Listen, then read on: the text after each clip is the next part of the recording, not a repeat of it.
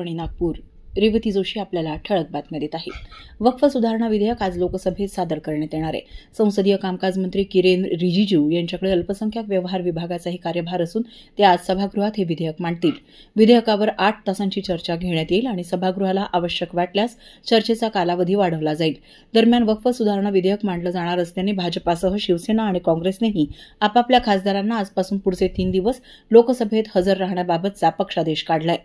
गुजरातमधील बनासकांठा जिल्ह्यातील दिसा इथे फटाक्यांच्या कारखान्याला लागलेल्या आगीत 18 जणांचा होरपळ मृत्यू झाला असून अद्यापही 23 जण अडकले असण्याची शक्यता वर्तवण्यात येते. पंतप्रधान नरेंद्र मोदी यांनी राष्ट्रीय मदत निधीतून मृतांच्या कुटुंबियांना प्रत्येकी 2 लाख तर मुख्यमंत्री भूपेंद्र पटेल यांनी मृतांच्या कुटुंबियांना प्रत्येकी 4 लाख रुपयांची मदत जाहीर केली आहे.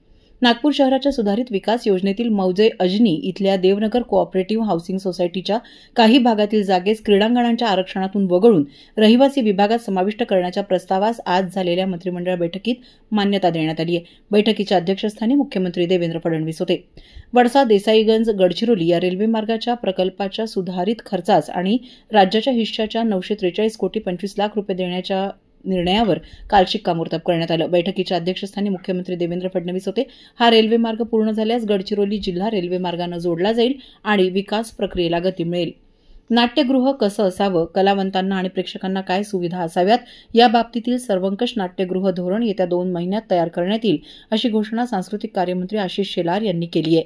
नगर परिषद देवळीच्या वतीनं बांधण्यात आलेल्या राजे छत्रपती शिवाजी महाराज नाट्यगृहाचं लोकार्पण आणि विविध विकास कामांच्या भूमिपूजन सोहळ्यात ते काल बोलत होते. बुलढाणा जिल्ह्यातील शेगाव खामगाव महामार्गावर एका तिहेरी अपघाताची घटना घडली आहे.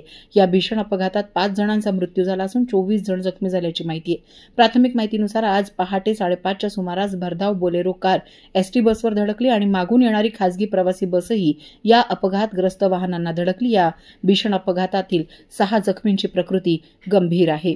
वातावरणात कमी दाबाचा पट्टा निर्माण झाल्यामुळे विदर्भात अवकाळी पावसाची शक्यता निर्माण झाली आहे. विजेच्या कडकडाटासह जोरदार वारे आणि मध्यम पावसाची शक्यता वर्तवण्यात आली आहे. अमरावती, चंद्रपूर आणि यवतमाळसाठी केशरी अलर्ट जारी करण्यात आलाय, तर बुलढाणा आणि गडचिरोलीसह विदर्भाच्या बहुतांश जिल्ह्यांमध्ये पिवळा अलर्ट जारी करण्यात आलाय. दरम्यान नागपुरात काल मध्यरात्रीनंतर सोसाट्याच्या वाऱ्यांसह पावसाच्या मध्यम सरींनी हजेरी लावली. याबरोबरच हे ठळक बातमीपत्र संपलं. नमस्कार.